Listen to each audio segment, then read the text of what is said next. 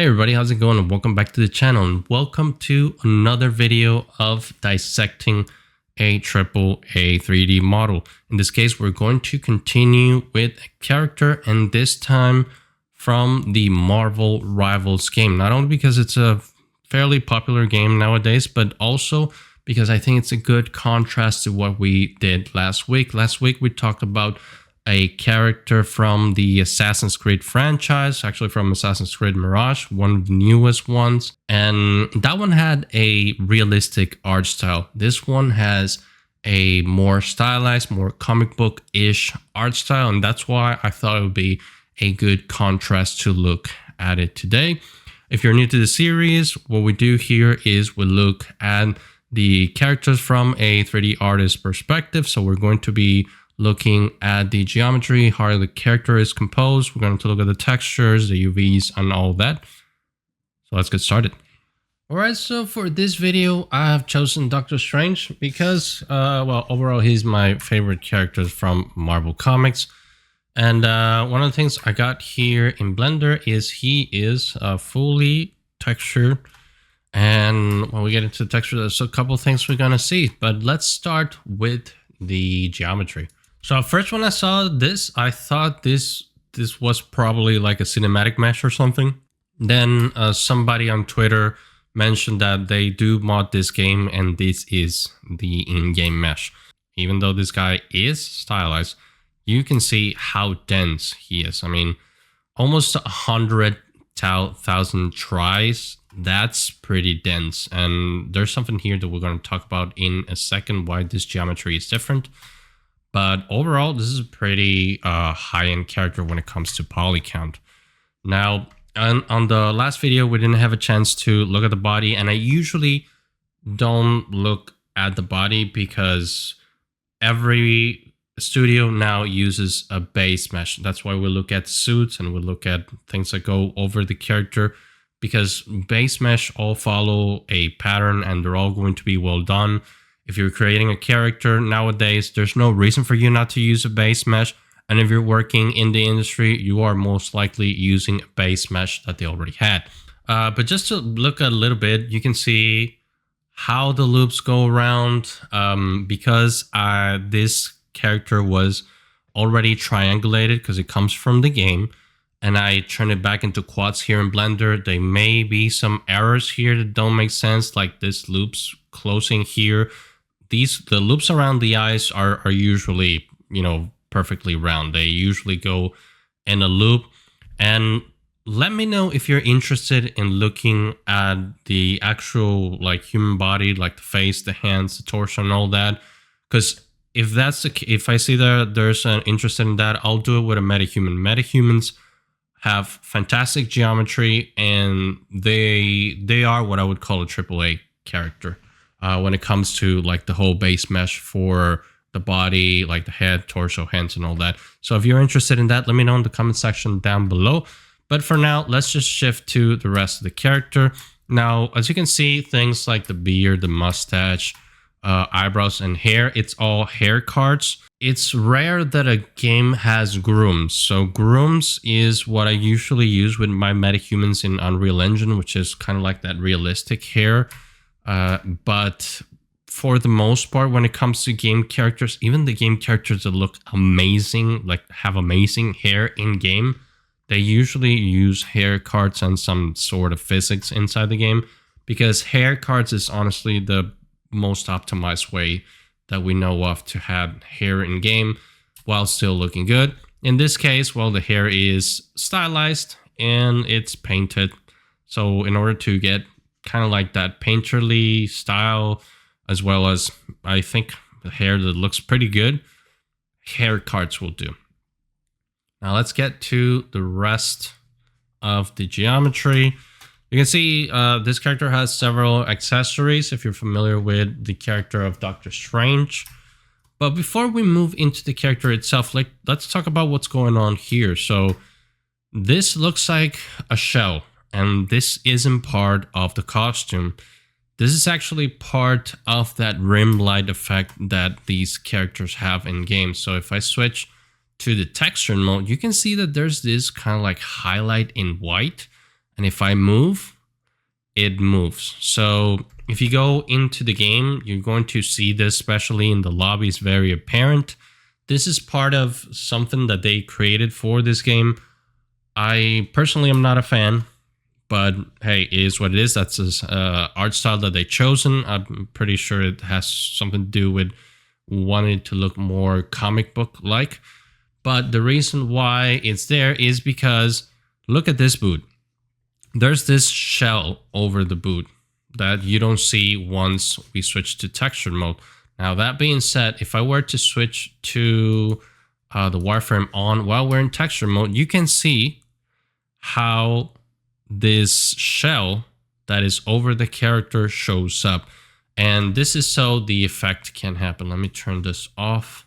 And over here, I've deleted that. I've actually deleted it for most of the characters so we can see the actual underlying geometry. But yeah, that's a cool way to do an extra effect on your character. You can see this shell is very low poly and it doesn't interfere visually with the character. Of course, we're in Blender. This is not where the character is meant to be. It does look a little bit better when it's in the engine. If we go back here, what I did is we go into edit mode and we grab this piece, select everything that's linked, and we get rid of it. And you can see the underlying geometry. All right. Now that that's taken care of, let's look at the sum of all parts. So this is the cape. If we go like that, you can see cape is very, very dense. This probably has to do with the fact that there's collision and they are using most likely Chaos Cloth. I don't know if they're using the Chaos Cloth modifier because that came out pretty recently and they're using Unreal Engine 5.3 as far as I know. But anyways, you can use Chaos Cloth in Unreal Engine. Works pretty well with this sort of stuff. And you do need to have some geo for it to work well. However, I have tried some animations with this character and it does look like this is rigged. So it could be just a mix of the two. But yeah, one of the things that if you have something like a cape in a game and you want to add a kind of like physics to it, usually the physics depends on the try count. So the lower poly your accessory is, the weirder the collision's gonna be. Now this cape has a front. So this mesh, this is a mesh that was separated not by me. It came this way. So I'm thinking it's just something that's probably easier for them to do. And let's look at the vest of Doctor Strange. So we got this whole thing, kind of like his vest. If we isolate it, you can see this is one complete mesh and it's not necessarily a watertight mesh. Actually, somebody commented on the channel that rigging watertight meshes can be a pain. So you can see here that this one isn't. Making a mesh, making a closed mesh, it depends on how your pipeline works. It's not one size fits all. And one of the things I wanted to mention before I move on is everything that I talk about here is mostly a guide. It's not like this is what has to do for every AAA character or for every character that you make for a game. This is just a guide just to show you what they are doing so you can try to do something closer, but not necessarily the same thing. Because last week we saw that the Altair mesh for Assassin's Creed has pretty much like the sleeves, and over down here it was closed. This one isn't. It's just a single mesh. It could be due to the fact that in Unreal you can do a double-sided material, and it's not, as far as I know, it's not very costly to do a double-sided material. Somebody can correct me in the comment if that isn't, because I personally haven't seen too much of a performance dip if I'm using a double-sided material. Now you can see here that we have some triangles, just like I explained last time, because there are some folds here that we need to, keep the shape and keep the silhouette. From the looks of it, they were not trying to go as low as possible with this character. They even make this part of the mesh, like the thickness of the shoulder cover that he has on his costume, which I think is pretty neat. One of the things I would say about this character being so dense versus what we saw with the Assassin's Creed character is this guy goes into a multiplayer game that it's pretty much PvP. When it comes to this game, you don't have AI to think of. You don't have a lot of other things that are running in the game, and therefore you can afford to have a little bit more geometry on the character, because you're not taking into account all those other systems and all those other characters that will be in the game. For instance, in Assassin's Creed, it's usually an open world game, and you usually have a lot of NPCs running around that may not be as high as your character, but are there and are taking geometry. This is just kind of like a hero shooter, so there is a limit on the amount of characters that will be on screen at any given time. That's why they can afford to have a little bit more density on their characters. Now, one of the things that is interesting is that this front is not welded. So this is totally separate. And this is completely separated from the face. So that's very interesting. And you can see this is close right here. Let's hide the head. You can see this one is closed. So this is probably trying to avoid some sort of back facing issue, because even though it does have thickness over here, so they make a little bit of thickness and then they made the part where they close the whole mesh. So if we turn back, you can see that the head does encompass the whole thing. It's very, very hard to peek through this mesh. But in this case, it's probably safer to just close everything into one thing. That's just going to create one more point inside, and it's not going to bother anything else. So I think that's probably why they didn't do it in the vest. And you can see they did it here too. So again, this is sort of like a pipeline thing, and it's not one size fits all. As you can see, the vest didn't have it, but the gloves do have it. It could be that the gloves are interchangeable, something that you change whenever you switch skins. Maybe in the future they're going to have some sort of a different skin situation, and they don't want to have to replace the whole mesh in order to just add that new skin. And since we are here in the glove part, usually the glove geometry, at least in the finger part, they usually mimic what the finger geometry looks like. So here you can see the finger geometry. You can see all the fingers follow a little bit of a symmetrical silhouette, and you can see how the loops go around.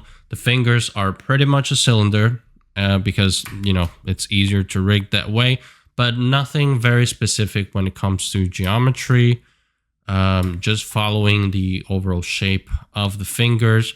Usually this is, from what I've seen, very stylized type of finger usually follow this sort of silhouette shapes where you can see that it grows here, then it tapers, then it grows, then it tapers. And you can see if we switch here, you see that they have the normal maps and nails and everything. We're going to talk about the textures in a little bit. The pants are pretty much when you are retopologizing, because usually when you are sculpting, you're not minding the geometry too much, or at least I usually don't.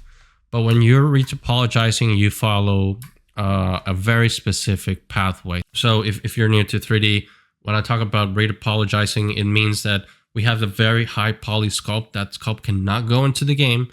Then we just create more topology around that high poly, because that's the mesh that's going to go into the game. Usually this is done in production as well. From what I understand, by production, I mean like VFX, cinematics, and all that. And the reason being is that you cannot rig hundreds of thousands of triangles. You can rig something that makes sense. In this case, usually pans go kind of like in a short. So kind of like if you have this, always creates a loop all around the character. This thing is a straight up loop, and then each leg is just a cylinder. It's usually very simple topology when it comes to the shape, the shaping of the both legs. Usually 2 cylinders sticking in. So yeah, that's pretty much when you're creating pants, you usually go in a cylinder fashion. Then when you get to the folds, that's where the real magic of being a 3D artist comes by, where you have to decide where you're going to put some triangles and where you're going to try to avoid. Usually here, because this is close to the knee, that's the part. If there were folds here and there were a lot of triangles here, it's not as important as here, because this piece is not going to be deforming as much as this piece, because this is the knee. So there's going to be a lot of deformation back here. Usually from the back, you can afford to make this triangle. So that's probably why they did it.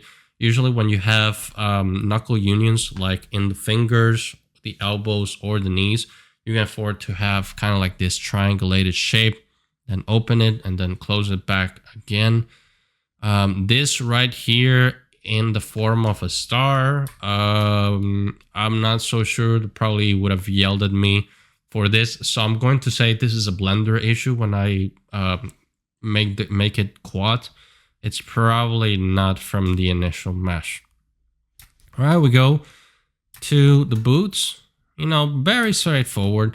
When it comes to this part, you can see that the bottom of the shoes always extremely simple. Even if the shoe has some sort of like sole that's very particular, usually a normal map, unless you're doing a shoe commercial, there's no reason to like pay so much attention to the bottom of the shoe. And then you got the accessories, kind of like this belt going around. Belts in the Assassin's Creed character were very particular. Let's see. It's just isolated. And as you can see, these belts are not like in that other character. These belts are actually, not only do they have thickness, but they're complete. Like there's not, back when we saw that video, by the way, that video is in the description down below if you haven't checked that out. This one has all these faces around here. Sometimes it's useful, sometimes it's not. It depends on what your art director is doing it. Because you could clip it through the mesh, and I don't think it would be a problem. Although, like you've seen, this character is very dense, so why even bother saving these polys when you have so many polygons on the face and in other places? It, you know, just saving a couple polygons here doesn't make sense. And even these parts are very detailed. Usually, when you have circular surfaces are usually the ones that take the most tries when you're making anything in 3D. That's why you usually try to kind of like fake it with not being so dense and then just add normal maps on top. But there comes the issue whenever you're baking the normals, you have to kind of like hold that shape. So again, in here, it looks like they went all out and say, we're going to make these characters as high-end as possible. Same goes for the Eye of Agamotto that he has in front. All right, so in the UV section, this thing has a lot of maps and a lot of materials. We'll talk about that in a little bit. But let's just start with this one that's already loaded, which is related to the vest. Now, let's isolate. Have the whole vest right here. So you can see that if, well, like we spoke of, the vest is just one single thing. One of the things that I see about this particular character is how these UVs are laid out. The other UVs were laid out a little bit looser than this. And this is something that even I have troubles in the past whenever you need, because there are some requirements where your UVs need to be squared. So you can see that by squared, I don't mean like the quads. I mean like you can see that it's a straight line from top to bottom, from side to side is a straight line. And I've seen this also on Blizzard characters. We'll have an episode on Blizzard characters later. But one particular thing is, remember in the last video, we had something that was outside of the 0 to 1 space. If you're new, The 0 to 1 space is what you're seeing right here. So this is 0, this is 1, and this is 1. In the other video for the Assassin's Creed character, we had sometimes parts of the UVs that were mirrored outside of the 0 to 1 space. That is so you can save on UV real estate. And in here, one of the techniques that I mentioned on that other video that they use is you can see that there is just one arm unwrapped. Where is the other one? It's right on top. So if you have the same pattern, the same texture on both sides, there's no reason to mirror things. You can just, overlay it. As you can see, they're pretty much one on top of the other. And this is a very particular thing that you can use to save on real estate when it comes to your UV space, because remember, the more UV space, the more resolution that you're giving to that particular geometry. And if we do the middle vest, that's right here, you can see that it occupies this very space. Very cool. So let's isolate it. And you can see that everything from the UVs is laid down over here. This one is very, very interesting because you can see that it is squared. Like, usually getting squared UVs that look this neat, it's pretty hard. So this is a great job that they did getting the UVs like that. I'm not a UV person. If you're a 3D artist, you probably understand. I'm not a UV person, just like I'm not a radiant person. This is a very thorough process. Some people enjoy this process. I don't know what is wrong with them, but there are people that enjoy this process. So if you enjoy UVs, congratulations. You probably will always have a job in the industry because, wow, this is so not fun to do. So let's keep going. All right, let's see the fingers. Fingers are usually interesting to see.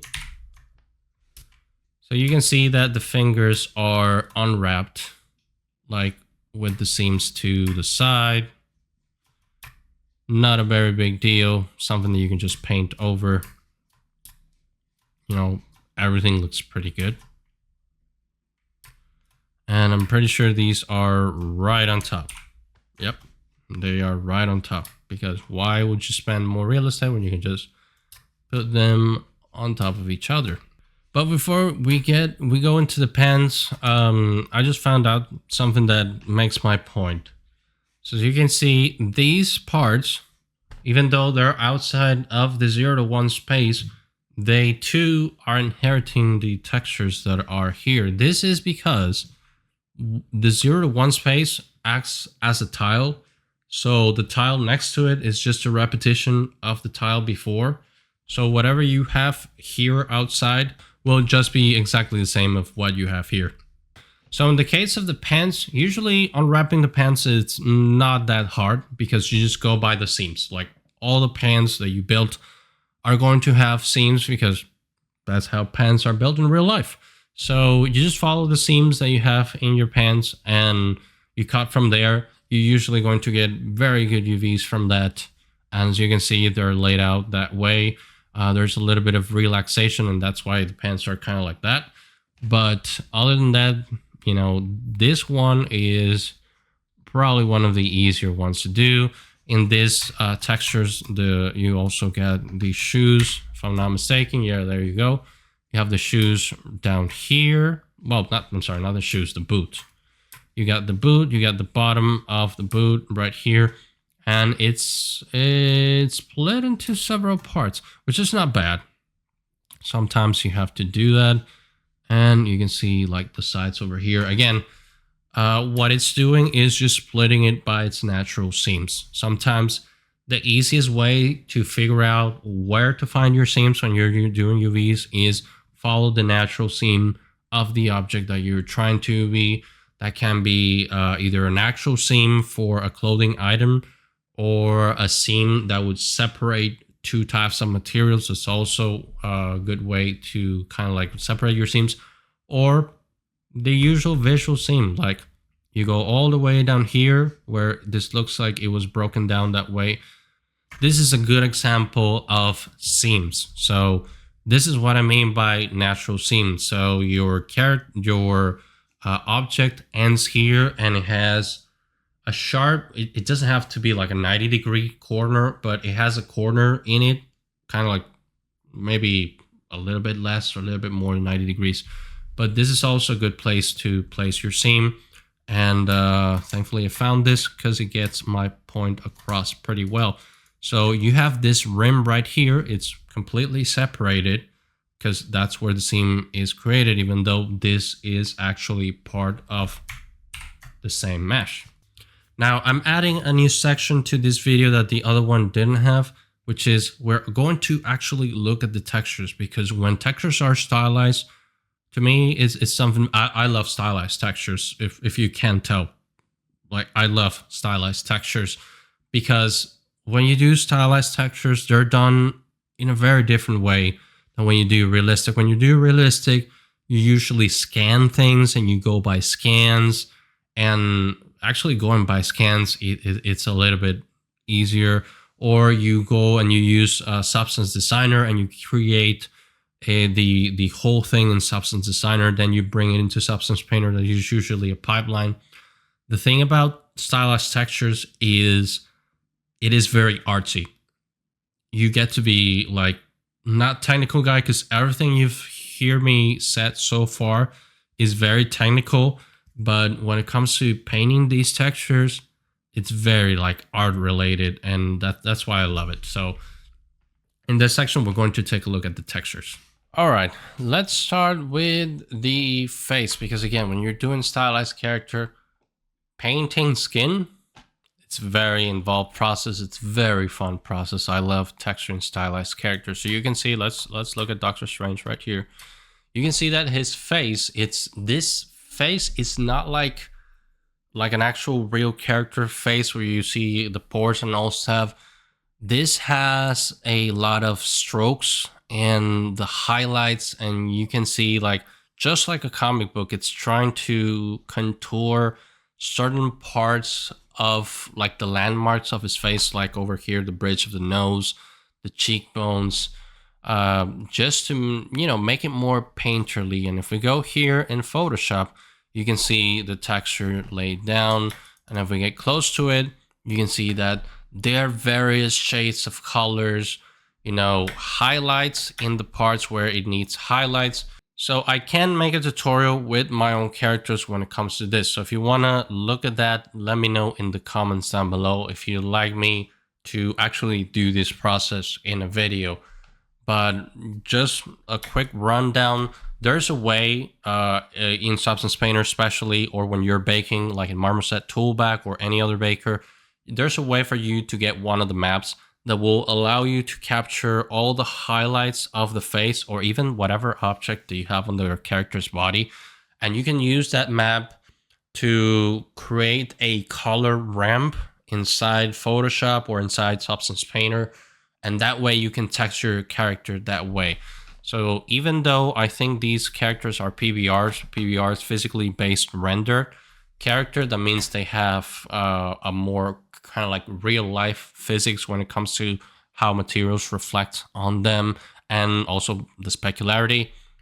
Some of that is actually painted on the texture, because this is just the diffuse. This is no normal maps, no other maps. It's just the diffuse.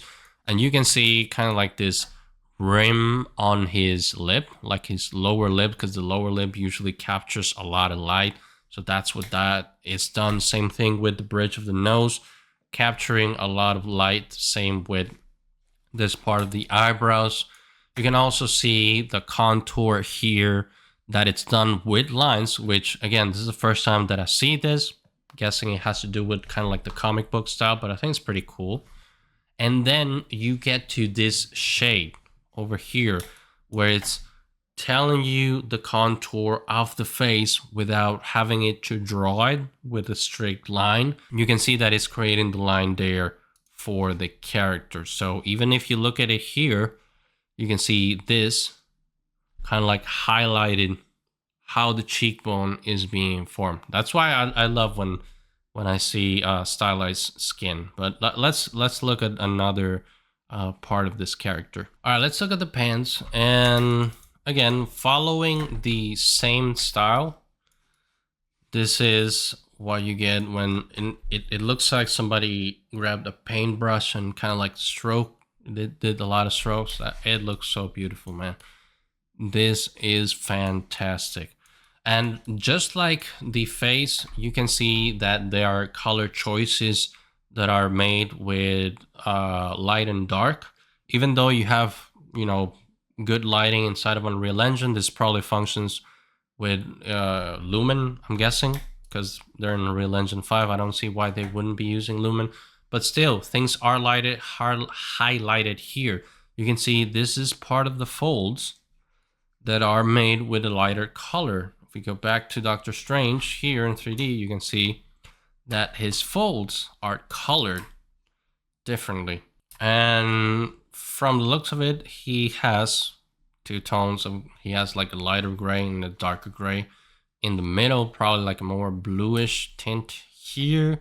When it comes to the boots, you can see kind of like the stitches here. This is something that you can usually do in a program like Substance Painter, where you can just create the stitching here and you create a normal map as well. And you just do it around your character. I think it looks pretty neat.